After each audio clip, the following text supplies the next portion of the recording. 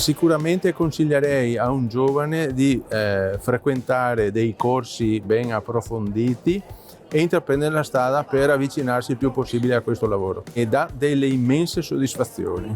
In un mondo di omologazione, no? Creare con le proprie mani un oggetto che pensi, che crei, che hai sognato è qualcosa veramente di impagabile. La mia soddisfazione sarebbe che tutte le ragazze dovessero imparare questo lavoro, perché sembra un lavoro molto impegnativo, ma una volta imparato è un lavoro rilassante.